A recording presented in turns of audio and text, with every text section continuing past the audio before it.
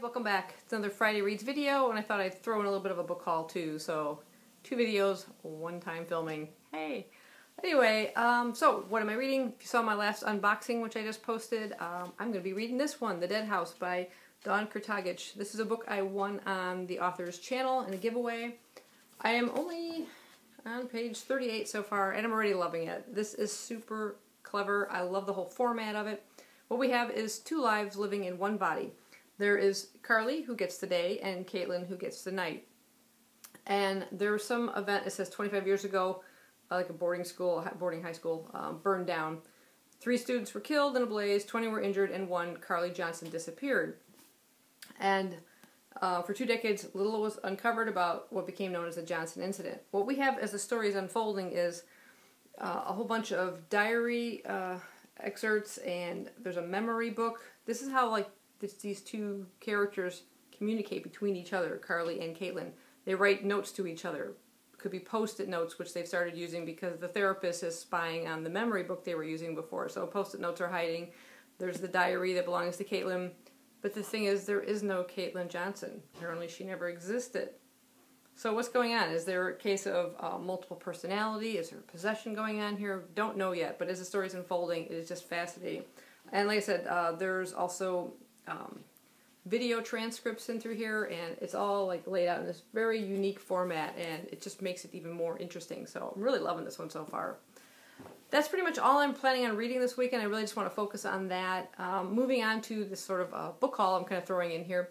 We have this event going on for the whole month of July called Get Pop Cultured at Barnes & Noble. And they're featuring all different things from superhero characters.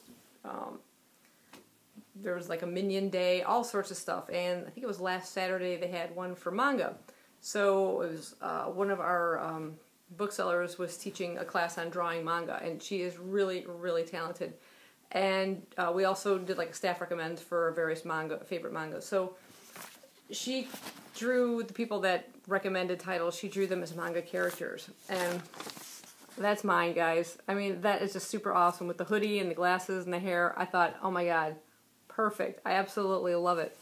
And so she drew all of our characters and the various books that we recommended. So this is my group of titles that I recommended. And if you want to freeze frame and look at some ideas for manga if you're interested in. There's another page of various titles and a couple other of our booksellers that she did. This is Jessica, the one who did the artwork. And there's another page of recommendations if you're interested. And again, these drawings are just phenomenal. But speaking of manga, I did pick up some because there's also a manga sale that's been going on. I think it's been about a week. I think it's ending today. But it was for Viz Manga. You buy 2, you get the 3rd free. So I picked up this bunch right through here. I picked up the 1st and 2nd omnibus for one piece. So this contains volumes 1, 2, and 3, and 4, 5, and 6. I've already read volume 1. I absolutely loved it. Loved the humor. And so, yeah, I thought I'd go ahead and get these a little bit cheaper than buying them individually, and it's such a long-running series, so I went with those. And then this one I keep seeing on the shelves is Solon by Inio Asano. I don't really know a whole lot about it. It's sort of a coming-of-age story. And I kind of just want to go into it blind. I don't want to really read too much detail about it, so I can't tell you more about it. If you could look it up on Goodreads if you want. But there's something about the cover or the art. For some reason, I'm just drawn to it. A couple color pages in there. But yeah, I'm going to just go in blind and see what that's about. Then I picked up Monster Volume 5. This is by Naoki Arasawa. I've read the first 2 volumes of this about a doctor who is searching for a young man who he saved when he was a small child, and this man is now turned into a serial killer.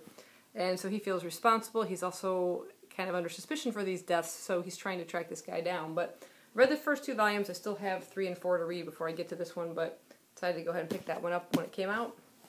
I also picked up Ubelblatt by Itoroji Shiono. This is volume 1. I already read volume 0. Odd that it started with a 0, I know, but kind of a medieval fantasy about this one guy named Coenzel, and he's sort of out for revenge for people that wronged him and some of his fellow soldiers quite some time ago.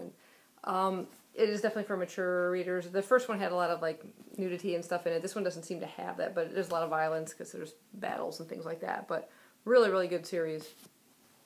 And the final book I have, which isn't a manga, but Had to get it. Literally just came in today. And Ryan, when you see this, you're going to scream. Absolutely scream. It's one of the Barnes & Noble Classic editions. Very new. And here it is. Wow. A Doctor Who leather-bound classic. Isn't that amazing? I hope we can get a good view of that. Look at that. It has 2 stories. The Silent Stars Go By and Touched by an Angel. And these are both 11th Doctor stories. And I'll show you the end papers. Super cool. And it's got like a silver glint. Ooh, look at that. Yeah, I had to get that. I mean, that is just amazing. I love it. Looks like the TARDIS. Aww. So yeah, that's my Friday reads and my little mini book haul. Hope you enjoyed it. See you guys next time. Bye-bye.